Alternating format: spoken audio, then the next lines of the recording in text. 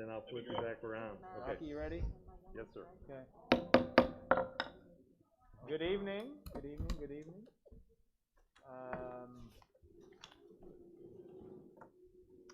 Take your places, everyone. We're going to call to order the West Lafayette Community School Corporation regular meeting Board of School Trustees.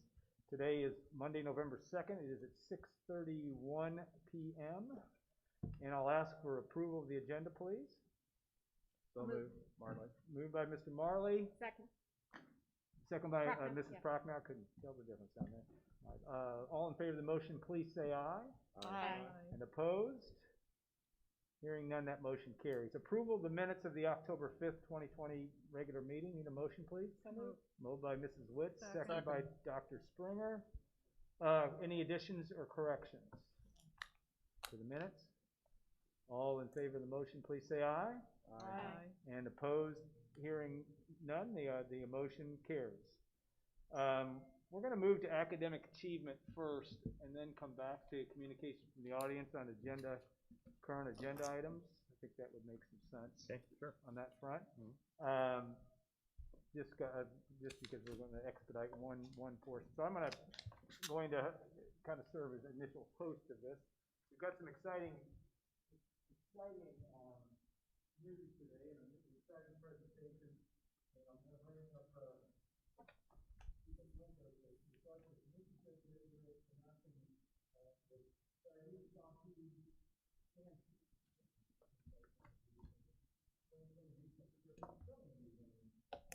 go ahead and come on up. I guess I could go to this side. You can use the mic on this side. Well, thank you for allowing us to do this. It's a little difficult speaking through this, but I think you can hear me. This is a great microphone, incidentally. Thank you. I'm going to bring up Shiree and her parents, too, because they're responsible for certainly her doing so well, and it was just amazing to watch Shiree just outspell everyone, honestly. And she corrected all the ones that were missed. She was just unbelievable. I'm just sorry that she didn't and couldn't go to Washington. It's the fact that she didn't want to go, we just didn't have it. And we're hoping that she will enter the script spelling bee again and be a part of it and have the opportunity to go to Washington, D.C., because as you know, we're very proud. Samir Mishra was the winner of the United States in Washington, D.C. And we were very proud that West Lafayette was certainly having one of our own as the winner of the National Script Spelling Bee. So if you folks will come up, please. We are just delighted. Naomi Shiree Shanty is recognized as the 2020 Regional Script Spelling Bee winner on March 7th.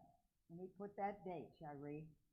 Thus, as a member of the 121st Indiana General Assembly, I'm very pleased to congratulate you and your parents on this impressive achievement and wish you continued success in all future endeavors, including this year's Script Spelling Bee.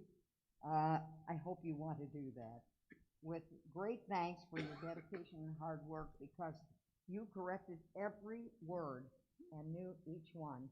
It was just amazing.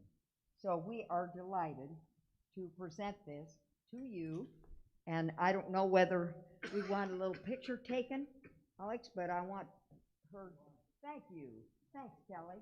We want to make sure, parents, we want you in here too, that we get this. I will not hide.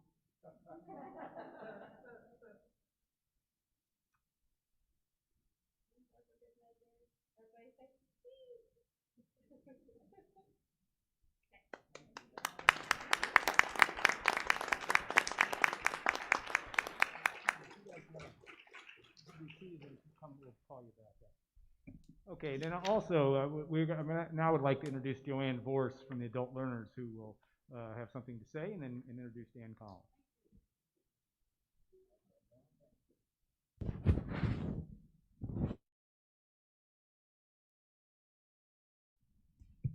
So I'm Joanne Forst, and I'm president of Adult Learners, Inc.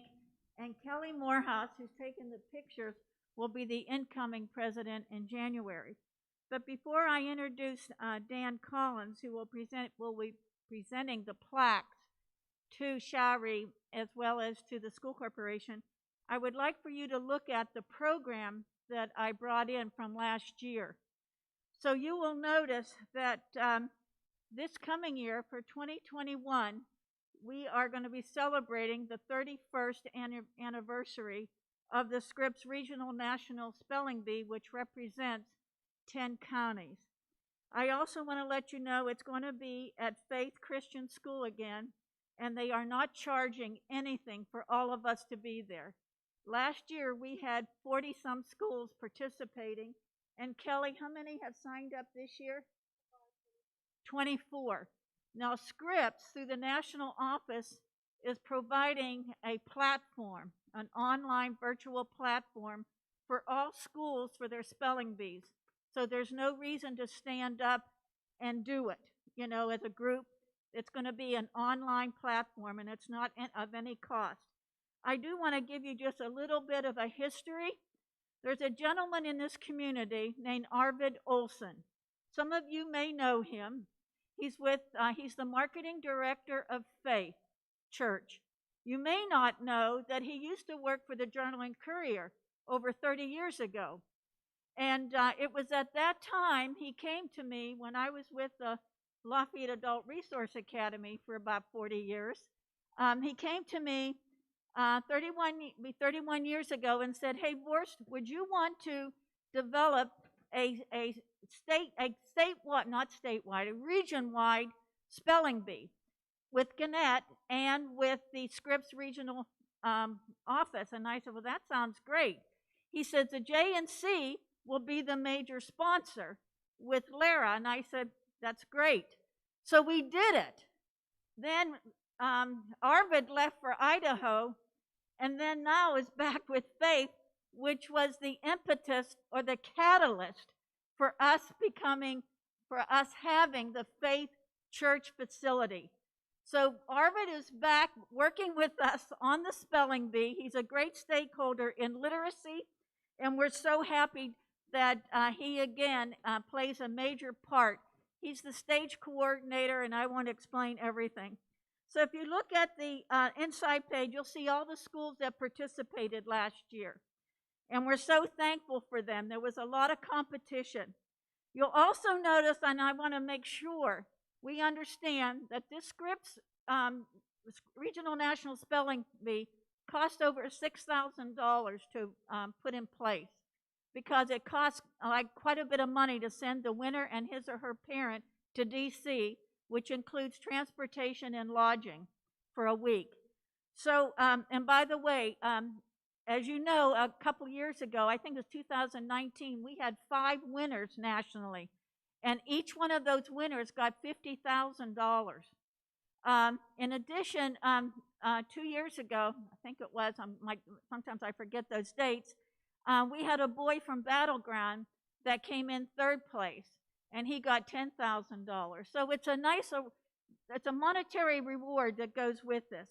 So in terms of the sponsors that contribute money towards the bee, of course we have Adult Learners, Inc., and we have fundraisers. Faith Christian School, Kiwanis Foundation, Bison Financial Group, and Eagles Airy are the major sponsors. And then you'll see the other sponsors listed. There is one that was accidentally omitted, and she's been with me since 1976 on the Lara board now, Sheila Klinker. But it was not an oversight. We were trying to get this done quickly, and your check didn't come in early enough. So please, but that was okay, because I always make sure that she's recognized. So you will see that on the back of the program, you will see about Adult Learners, Inc. Our mission is to help the disconnected, disenfranchised, disadvantaged adults 18 and over by removing barriers towards their education and career opportunities. And we serve 12 counties with Adult Learners, Inc., and it makes it a good, Adult Learners, Inc. is really a good opportunity for my role also as Adult Education Ambassador through Region 4 Workforce Board, which represents 12 counties. So we work together in helping all the people that we touch, these adults that really need to go back to school but have barriers. So you'll look at the board of directors. Some of you may have known John Strathman. He's deceased. We have Representative Sheila Klinker, Representative Chris Campbell. We also have Dr. Sherry Shipley. She's a dean of Ivy Tech, and she was the pronouncer last year. We have 2 new members, Michelle Whitbrock and Pat Wilder. So we're really, really very blessed with literacy stakeholders in this community. And basically, we're really blessed in Tippecanoe County with everyone working together for literacy. So tonight, we have Dan Collins here.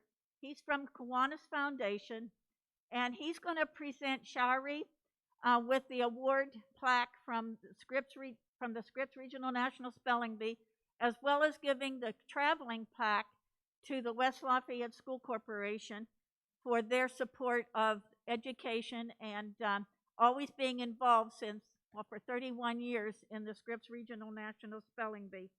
Dan is an outstanding literacy stakeholder. Not only does he do a lot with Kiwanis, but I also want to let you know that he was an active volunteer for many years at the Lafayette Adult Resource Academy, and he worked so well with the jail inmates for quite a few years. He was excellent at math and higher level learning for the inmates at the Tippecanoe County Jail. So with that, I'd like to turn it over to Dan Collins. Yep, there you go.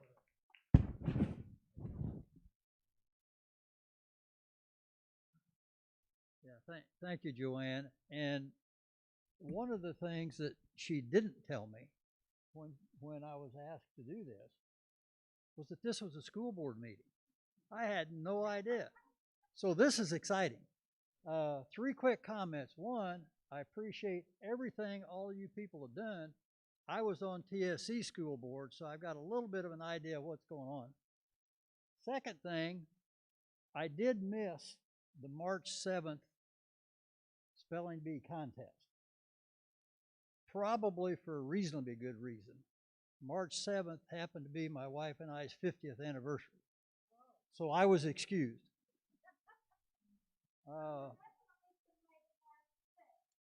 That's right.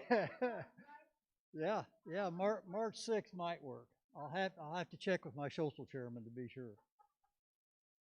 But yes, I'm representing the Kiwanis Foundation, and we're one of the sponsors with ALI that specifically donates dollars for the spelling bee.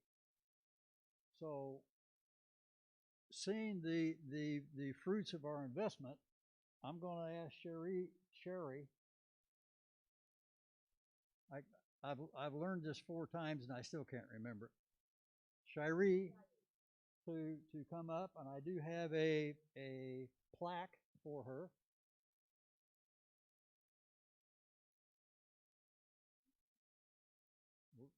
You're going to get your picture taken.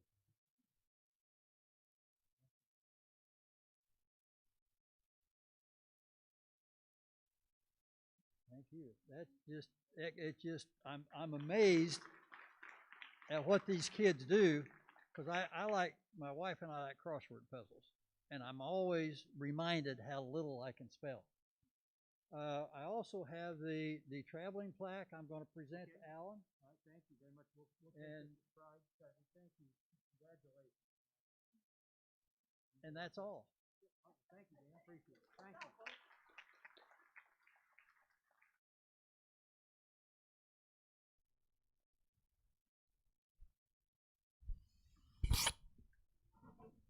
Okay, we are going to move, just because we have Dr. Ho online here, we are going to make one minor change to the agendas and come back to the communication from the audience, current agenda items. So we're going to move to the WLCSC updates, if that would work right now. Go ahead. Yes, thank you very much. I have Dr. Ho here. He's going to give everyone an update as we see a little uptick going on with the COVID cases and the things that the schools are doing. Want to make sure that everyone hears about I think it's great work with the nurses and the staff and the administrators and the teachers and the tracing and Dr. Ho and his staff. So he's got some information he wants to share, and then we'll give just some quick updates with regards to numbers. So Dr. Ho, all yours. Actually, I do need you to give me the ability to screen share. Oh yeah, let's do that.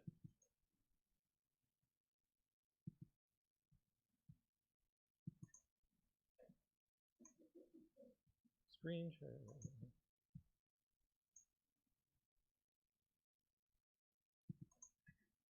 Is it working? Not yet. It says host disabled participant screen sharing, if that helps you figure out what you need to hit. Oh, no. Looks like that's your screen. It is my screen. Well, let me do this. Let me, I've got your slideshow, so let's have some fun here. Let's do this.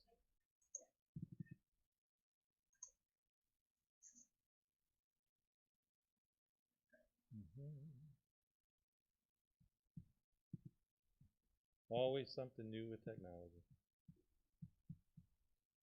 Okay, so I've got your first slide up and everyone can see it and they see you and me, so you can go ahead and I'll just go down through the slides as you say slide 1, slide 2, etc. Sure. Why don't you, just to make it bigger, why don't you hit screen share or slideshow at the top, like 5th one over, and then hit from the beginning. Nope, one down on the PowerPoint itself. Oh. Right. Oh, there you go. Perfect. Perfect. So go ahead and move forward. Thank you, everybody. Appreciate being able to join remotely. I just wanted to present like I did at the last school board meeting, and I think we'll try to be available. Anne Marie or I will definitely be available at each meeting to give you an update. I'm going to start with our dashboard. I know that the team from the administration keeps a dashboard on the website. We're keeping a dashboard strictly more around cases and a student positivity rate. I'm going to share it again in a second, but just giving some people some background before we share it.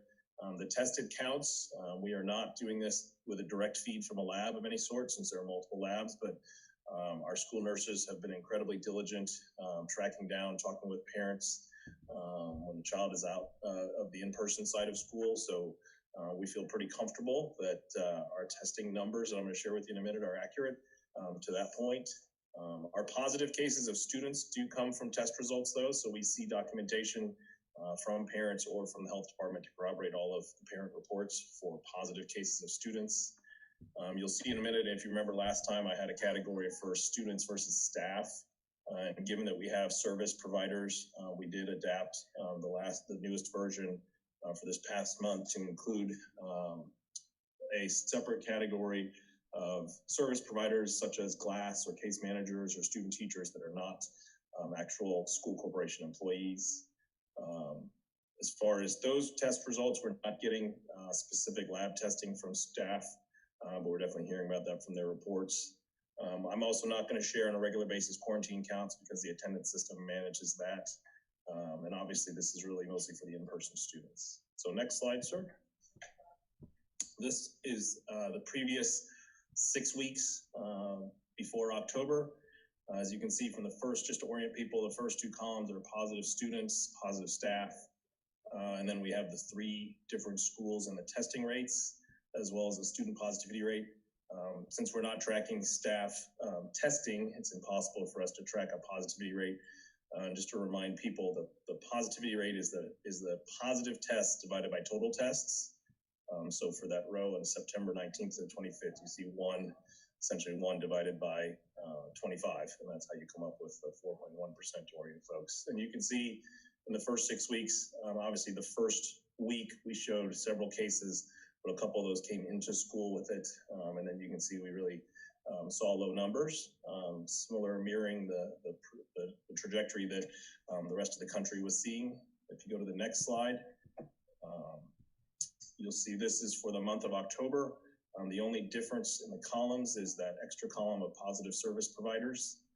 So you can see really in the last 2 weeks, counting the beginning of this week as the third week, that we have started to see a rise in both student as well as staff and service provider cases. So overall, the numbers are still 1s and 2s, which is a really good thing.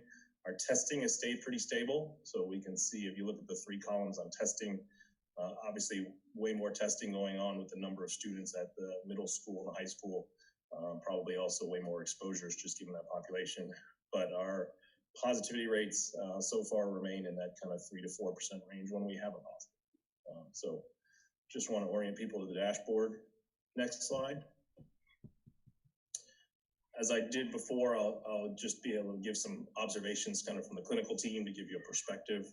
I think the first perspective is still important, that we are proving that in-person school and athletics it is working, that our numbers are low, that our diligence is strong. I think, not to underemphasize this, but to overemphasize, I think for students as well as teachers, staff, the socialization piece is real. So the behavioral health burden from both clinicians as well as public data shows that that is really up. And so any real impact we have of balancing the in-person with our aggressive safety measures is valuable. So I think we're proving that. We also know that cases are on the rise, and we are not immune to that. We've done still aggressive contact tracing and follow-up. We've looked at all of our positives, traced them out. All of our nurses are tracing everybody. Students and staff, as well as our administration, is doing that. And we're finding that now, as everyone has been, we're seeing typical behaviors are the folks that are turning positive. It is not risky behaviors, but we're just seeing more cases. But there is definitely some of that bump can be attributed to fall break. And we know fall break occurred, and then the week afterwards, we started seeing several increases in our cases. So I think that just highlights, and I'll close with the same thought, is we have to really, ourselves as leaders, as people on the school board, as people in the audience, everyone's either a leader of your family or a leader of an organization or a leader of a team. We're all individuals are leaders, and we have to really think about the upcoming holidays and what that means. I think we will still continue with our aggressive efforts. I think that's still the key for containment during the second wave. Again, our school nurses, our staff, our administration, Rocky, everyone is doing monitoring. Everyone's talking 7 days a week. These things happen 7 days a week. So I've been on the phone with nurses, principals, and Rocky the last 2 weekends, making sure that we're aggressive on top of it. I think our staff are doing an incredible job of cleaning, and that's an important piece of this. I say quarantine tiering. What I mean by tiering, it really depends on the depth of exposures. So we treat every case. We're building a library of experiences so we know kind of how to manage, and the principals are watching video, and we're making sure we know seating charts. So at some point, we might just be quarantining an individual plus the 2 or 3 or 4 people around them. We have the online school option for those, so it's an important option to keep the school in session. We may end up closing an entire classroom if we know the exposure is too broad. And obviously, Rocky has the ability to close a school if we need to, and we haven't luckily had to do that. So we are matching our tiering of quarantine to our exposure depth with every case. I think, as I underlined, communication is number one. It's going on 7 days a week. And I think the other thing is we are following our protocols and our reopening plan very consistently. So not underlying any of the efforts at the end, I just want to make sure I'm clear, parents and students and their efforts are also really, just as equally important to keep things going. Being transparent about symptoms, being, out of the school, telling us who's getting tested, keeping kids, and staff themselves out when they're symptomatic, and getting care early. Our community providers are also a part of this. So our testing ability in this community is really strong. Our providers are seeing people when they need to, and our parents and students are doing a great job. And that's really been the key to keeping things going. Last slide. So main takeaways, I would just remind folks that diligence and teamwork, that's the name of the game. It's really the most important thing to highlight. And I did, together with Rocky, we send out a communication over the weekend or on Friday. I think that's important. Again, everyone that's in the audience, everyone that's in the school board, front of the table, everyone in this room is a leader. We have to follow these rules in order to keep things going. So we got to identify and self-report. We got to keep people home. Our nurses and our staff are really monitoring literally every situation. If somebody's out, we are figuring out why, and people are being open to telling us about testing because that's the only way we can know how to control the situation. I do bring up wearing a mask in the sense that anyone that you're around, not even, without direct family, I think sometimes the students forget that riding in a car counts. So being in a car, riding with others, you need to wear a mask when it's not your direct family. I think that's the way to minimize this and to keep things going. I think we've mentioned today, noticing that several our staff and several our service providers are social distancing. Even as we think about one-on-one or small group meetings, we have to try to stay a minimum of 6 feet. So if we can even sit further apart, I know that Margaret, our principal Willis, was talking about working and talking with somebody, and we were talking about, let's just stay as far apart as we can. Let's not try to minimize that. I think flu shots are important. There's no doubt the combined illness and that compounding the illness burden is a reality. So everyone being diligent about flu shots at least will diminish influenza, and I think some of the social distancing will also diminish some of the influenza effect. And there's some early data. We always see it come from the farther areas coming toward us. So in New Zealand and some other countries, we've seen actually a reduced influenza effect, which would be great if we can keep up all these other things as well. And we saw that in March. When everything closed down in March, our rates of just strep and colds and normal things went down because people were distanced. So I think that's important. And I will end, as I said, on the thought of the holidays. As much as we all want to get together with family and friends, we just really need to think about it, because those gatherings, especially for our elderly relatives and friends, is an important thing. So we'll give an update every month. I think our numbers are climbing up, but we're being very strong in our policies and our protocols 7 days a week to manage the students and the staff, and we will get through this. Any questions for Dr. Ho or comments? I'd like to say thank you. He is right. We talk every weekend. I have administrators working 6 to 10 hours on Saturdays and Sundays sometimes just to do the tracing. We're constantly talking, trying to figure out where everyone has been, looking at cameras, talking to teachers. Our teachers are helping us by tracking, and our staff by tracking where the students have been. So thank you very much to our teachers who are working very hard to help us with that. So I've been very pleased with the process. We are watching very closely the numbers and watching very closely if we're going to have an uptick. And Dr. Ho and I have already talked about some thresholds that we'll be watching closely in case we have to close down a section or a school. And as we get closer to winter, as he said, everyone needs to be very diligent about following these protocols. And then right now, just to give you some numbers, we have 2,315 enrolled. We have 1,557 students on site now, and virtual students 758. And we update that tracker every Friday. So as things happen during the week, we gather that information and then we update it on Friday. So. Yeah, Rocky, I think on behalf of the board too, we appreciated the constant communication with us and certainly with Dr. Ho as well. So I think it's been helpful for us to at least to know, where you are with this on a regular basis. And yet we also know that it's kind of a little bit out of our hands. We're trying to do the best we can to keep everybody safe. So I appreciate all your work. Thanks, Dr. Ho. Thank you, Dr. Ho. Take care. Yeah. Have a good night. Thank you. Okay. Anything else? Any other comments or questions? Okay.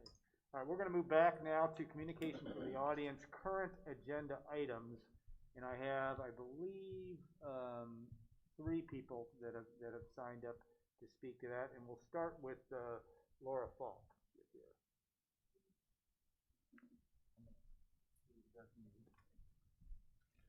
I'll perform my duty here, though.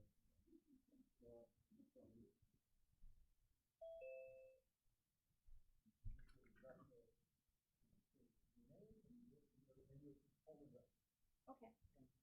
Good evening. My name's Laura Falk. I live at 3820 Sunnycroft Place in West Lafayette. I'm pleased to be here to give you an update of things that I've been working on over the past year.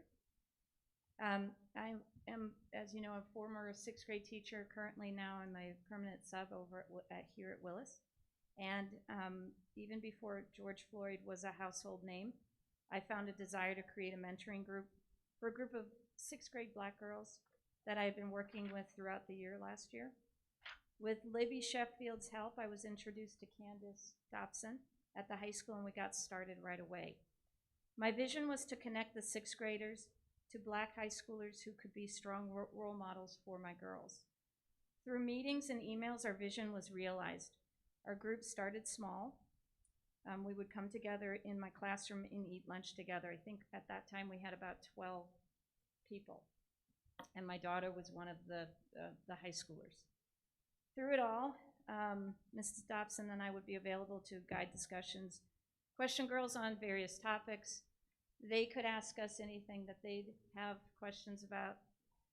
The best memory was playing Pictionary with the girls and just laughing, having a chance to just become a village. We ate lunch in my classroom together every Wednesday. Now we found, as we moved on, the older girls took ownership and embraced their new roles and were there to help create their own new community. Our group has continued to flourish despite this pandemic. Over the summer, we were able to stay together through Zoom meetings and group chats, FaceTimes with individual students. I'm even involved in a Snapchat group with some of the kids so that we can keep connected too. Although we cannot meet on a weekly basis in person, Mrs. Dobson and I continue to stay connected with each other on a weekly basis, and we also try to meet through Zoom meetings and Google Hangouts between the buildings. Clearly, other audiences can benefit from a group like this, but at the time we found a need for this group and acted upon it immediately. Now, after George Floyd's murder, it was clear more dialogue was needed, so Mrs. Murtaugh and I connected to create a professional development course to open up the topic of conversations about race. We have planned for 3 meetings throughout the year and hope this will develop into a continuing process. Thank you.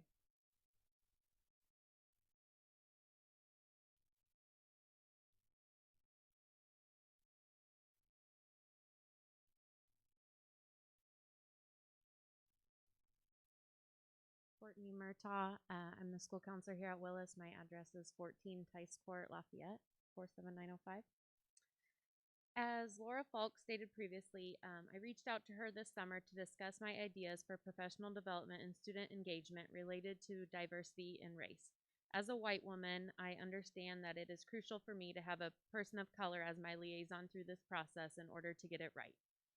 This summer, while all of the ideas were swirling through my mind, I reached out to my friend and former colleague for guidance.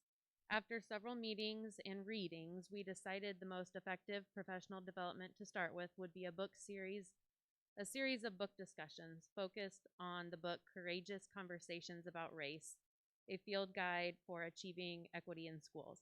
We chose this book with the Black population in mind, but appreciated that the book discussed all races in need. After sending out a letter of purpose to Willis staff, we had 32 staff members and administrators interested in reading the book and attending the professional development series. The purpose of the 3 professional development book discussions this year for Willis is to help lay people begin to engage emotionally and mentally in difficult conversations about race, to use empirical data and well-constructed exercises to help us think through the ways that race affects our professional practice. This is a plan that has come together slowly and with great consideration as we want to get it right. Lastly, my October guidance lessons for the 4th, 5th, and 6th graders this year, both virtually and on-site, focused on diversity and race. The lessons were developed in conjunction with the Indiana School Counselor competencies for our grade levels. Some of these competencies state that students will be able to describe diversity in people in our world, demonstrate respect of diversity, apply effective coping skills in response to modern-day issues, and demonstrate care and ethical responsibility to peers, teachers, and school community. Upcoming lessons this school year will focus on other aspects of diversity, but the conversation was started with race intentionally. Fourth and fifth graders read Let's Talk About Race by Julius Lester and created handprints with their unique skin tone. Sixth graders watched a shortened version of A Class Divided, a school experiment from 1968 where the teacher divided her class into groups based on the color of their eyes. The students were very engaged and eager to discuss the topic of belonging and acceptance of all of the human race. They soaked this up. I believe that West Lafayette Community School Corporation is made up of children and adults who are inclusive, unique, educated, and also open to learning and growing. I know that racial and cultural diversity is something we treasure in our community, but also know that some of our children will grow up to move and live in less diverse communities in the future, or perhaps have even joined us from less diverse communities currently. My hope is that these lessons will help students develop skills that they can use as leaders in our future. I look forward to learning more myself and understand that I am no expert in the area, only a counselor who is open to having difficult conversations that will better our community. Thank you.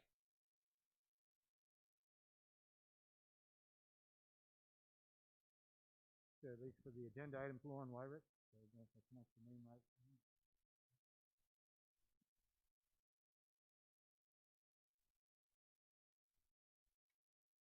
Hi, good evening. My name is Lauren Wyrick. I live at 2215 Rainbow Drive.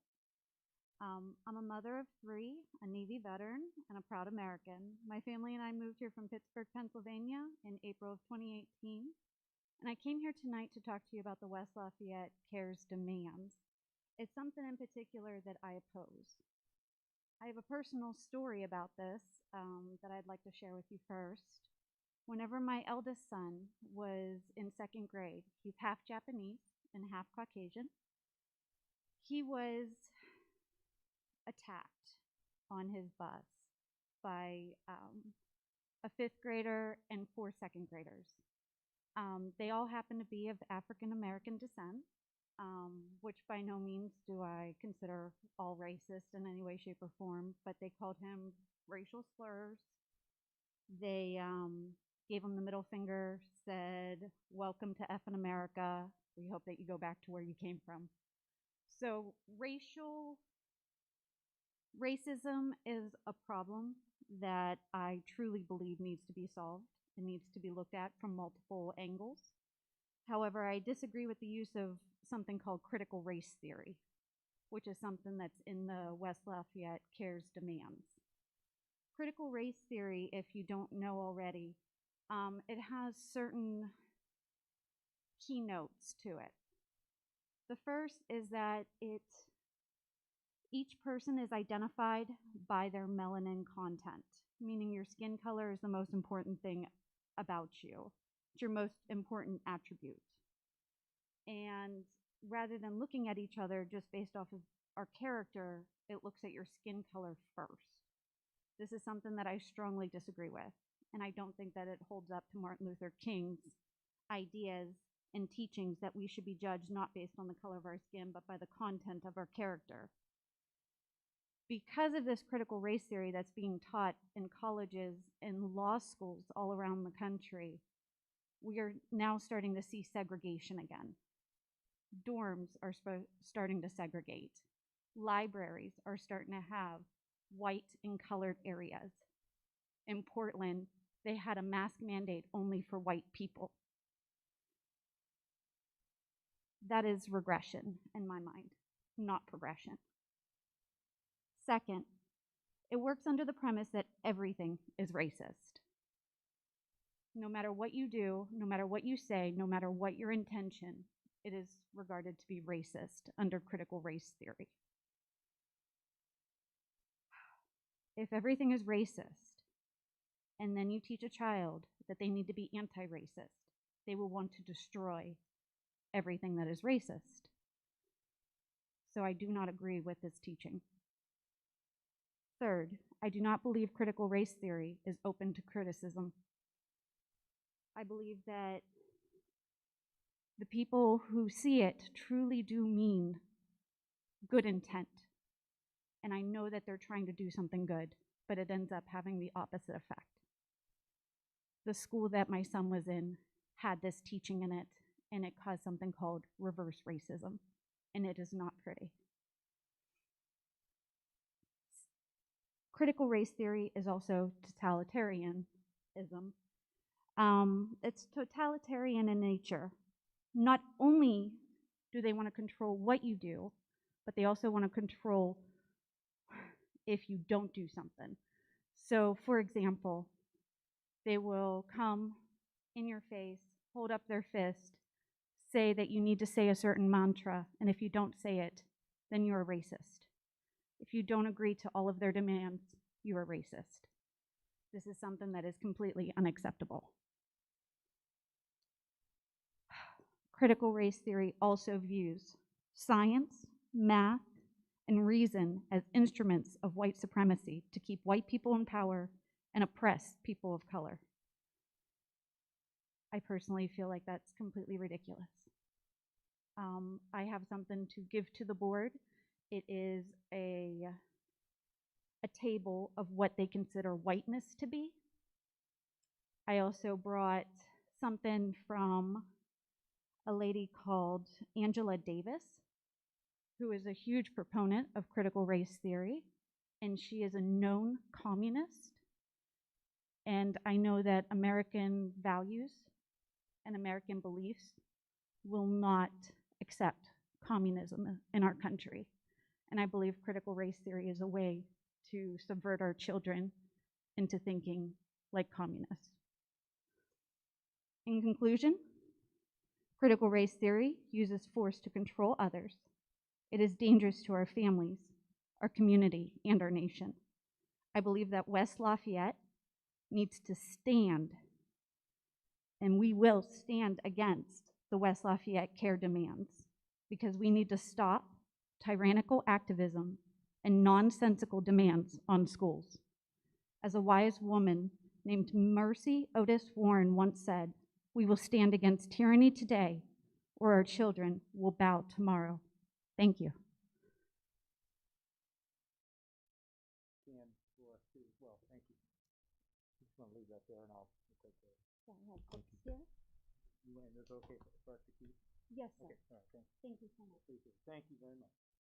Okay, we will now move on to our actionable items with respect to diversity, anti-racism discussion, which the board did receive in advance. The intent here is we have begun, as you've heard tonight, some discussions on this, since not only exclusively from what occurred with WL Cares and the initial petition, but also some discussion and activity with respect to the board, with talking to not only WL Cares but other stakeholders with respect to the diversity, anti-racism discussion. And we've put together some basic items that we would like to be able to be put in place to have that discussion, which I think is important, as we've heard from everyone tonight, and to begin that discussion. And that is basically, and you can read this, but by January 4th board meeting, we will assemble a racially diverse stakeholder committee, including members of the board, identify and retain a BIPOC consultant expert in racial diversity and equality, initiate a review of our existing policies, certainly, and receive a summary snapshot report by each building's administrative team, in addition to some of the other things that are mentioned there. So that is our plan, or at least that is the motion that I will make to be able to begin with these actionable items. And part of the reason for the January 4th board meeting is to begin this process. We know that we have a board election as well tomorrow, so we may have some turnover in the board as well. So that was a consideration too. So I will need a motion or a motion for this process, and a second, please. So moved. Moved by Mrs. Witt. Second. Second by Mrs. Prochnow. And to disclose too that Rachel Witt and Karen Springer and myself have been involved with this really since about the middle of July with this process, and have reached out. We have had discussion with WL Cares directly on October the 22nd. That discussion was productive and to me, at least I'll speak for myself, informational from their perspective. And I think it's important that we are going to have some different perspectives to to work our way through as this process begins. So any other questions or any other discussion now that we have a motion on the table?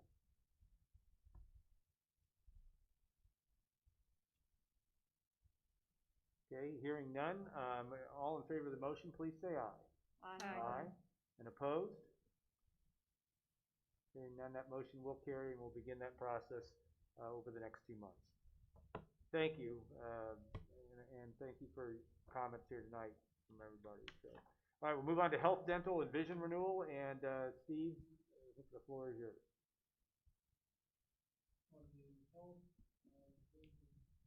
Renewal, we met with our insurance agent back in October, along with representatives from the WLEA Insurance Committee. And we are at this point recommending a 3% increase in rates, premiums for all the plans in the health insurance side, and maintaining our current rates in the vision and dental. Okay. And do we need a motion to accept that then? I assume? Yes. Okay, need a motion, please? So moved. Moved by Mr. Marley. Second. Second by Mr. Schott. Any additional discussion? Rachel? Yeah, just to clarify, Steve, this is no change to the plan, just a slight increase to the premium, correct? That's correct. 3%. Other questions or comments?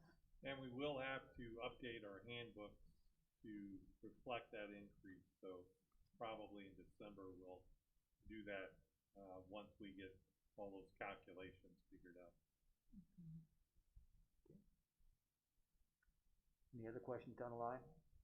All in favor of the motion, please say aye. Aye. And opposed?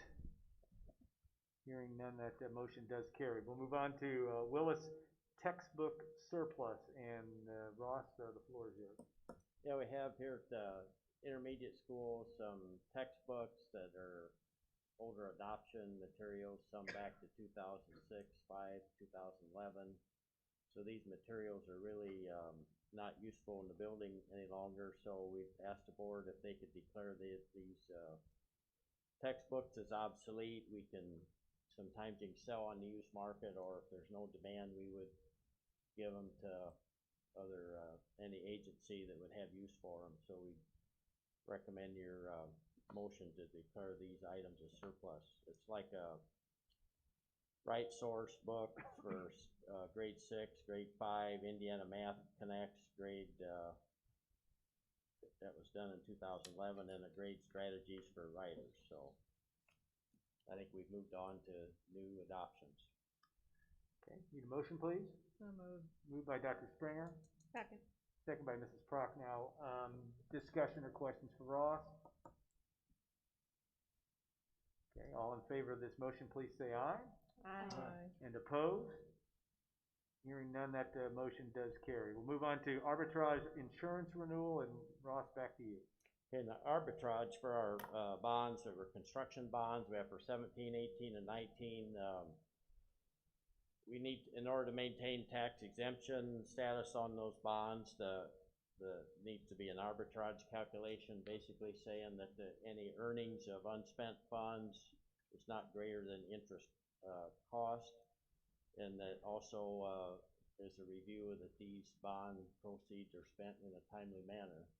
So we would recommend engaging Ice Miller, our legal counsel, who also helped us on as our bond counsel when we sold these bonds, that we contract with them to keep an eye on when these arbitration calculations are due, and they would then submit, submit the appropriate documents, but they would keep us on track. So we'd recommend the contract with them. I think they charge, like, depending on the bond size and the issue, is $3,000 for one, $2,800 for another, and then $1,200 for additional calculations after that. So I got quotes from Baker Tilly also on this calculation, and Ice Miller was a little bit lower, so that's why I'd recommend going with Ice Miller. Okay. Need a motion, please? So moved. Moved by Mr. Schott. Second. Second by Mr. Marley. Discussion? Question?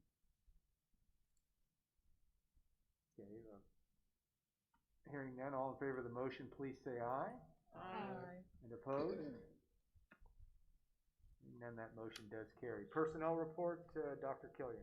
I recommend your approval of the items listed in the personnel report. So moved. Moved by Dr. Springer, Second. second by Mr. Marley.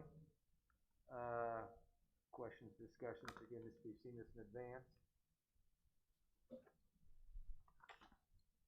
all in favor of the motion, please say aye. Aye. Opposed? Hearing none, that motion does carry. Accounts payable, Ross, back to you. Okay, we have a total of $4,002,438.89. It consists of 2 payrolls. It consists of payroll deductions in October. Our claim run, WEVET claims and construction projects. A couple things I'd like to point out. You might have noted on the city bus, you know, it shows we pay $15,932. Then its description is trippers 1 hour times 19 days. That's not a complete description. The $15,000 includes $14,845, which is our monthly payment for the city bus services. The tripper amount is really $1,083, that amount. What the tripper is, it's an extra bus that takes students from the high school up to the athletic complex after school, so that's additional charge. You might wonder why we paid MSD of Wayne Township $479. It says dues. What it is, the food service is in a food service cooperative that is involved with Wayne Township, and so any fees, you know, are processed through them. And I think there's another, the Huntington cards that are totaled, I think we had better descriptions. We had on the back of your packet, it gave the detail of those charges for software and so on. The Quadient Leasing USA, that is not a familiar item on our list, and that is a postage machine lease that we use to process postage. And the Tippecanoe New School Corporation pays $6,700 is for our bus labor and parts, you know, so that's kind of a normal part we have. I guess lastly, Baker Tilly investments of $3,145. That was for continuing disclosure services for the bond of 2013. So unless you have questions, you know, we'd recommend approval of these claims. Need a motion, please? So moved. Moved by Mr. Marley, Second. second by Mrs. Prochnow. Sorry, Melissa. Discussion or any other questions, please? Okay, all in favor of the motion, please say aye. Aye. And opposed? Hearing none, that motion does carry. Information to the board, I don't have anything additional. Board and superintendent reports, I'll go around the horn. I don't know how many we really have right now, just based on COVID, but Melissa, I'll start down with you. Anything from your perspective? Yes. The West Lafayette Schools Education Foundation met on October 15th. We went over the financials, and they reported the alumni newsletter went out. The nominating committee is looking for names, and if anyone is interested that's watching tonight, they're looking for members for the West Lafayette Education Foundation. Please contact the admin team, and they will be able to put you in touch. Rocky gave a review of academic achievement, which he went through tonight. Also, the West Lafayette Education 5K was held over the weekend, and that was it. Thank you. Tom? Melissa gave a report for the foundation. I'm good, thank you. Okay, thank you. Rachel, anything new from your end? No, sir. Brad? Insurance committee met to review the quote that we just voted on tonight, so I'm very happy to report a 3% increase, which is a home run in the insurance business. Yes, so, it is. good job. Yeah.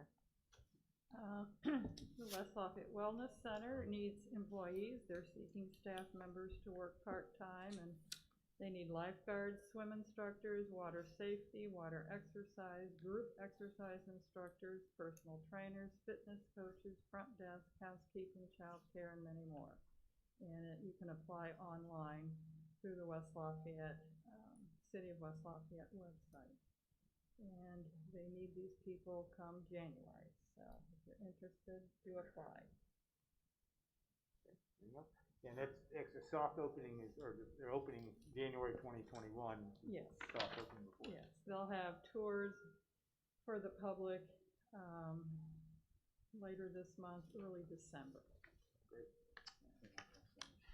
Okay, good. Go ahead, Rocky. Sure. I want to congratulate our school district.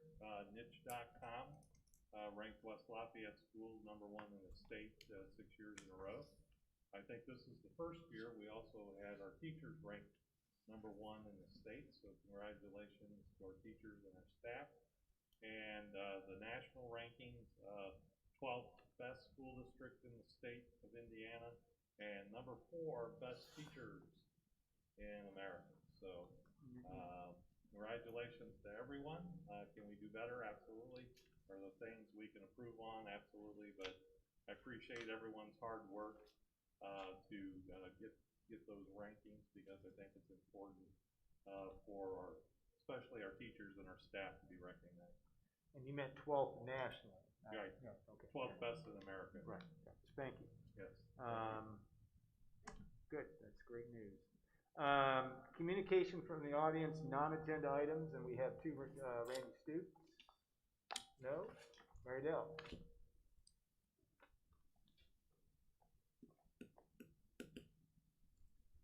Hi, Mary Dell Forbes, WLEA. Just wanted to give a quick shout out and thank you to Dr. Ho, Rocky, and the board for all of and our administration and our nurses and other staff for all of the hard work on COVID.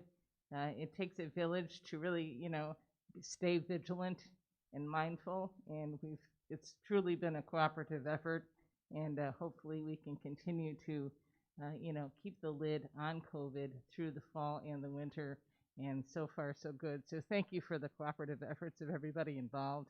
And as for the rankings, that also takes a village, and it wouldn't be without a supportive administration and board. We couldn't do our jobs the way we can. So thank you again, and looking forward to a good second quarter. Okay, future meetings, we will have, our next board meeting will be regular board meeting December 7th at 6:30 p.m. and we have a couple tentative executive board meetings that are on the schedule. Need a motion for adjournment. Moved by Mrs. Witt, second by Mr. Marley.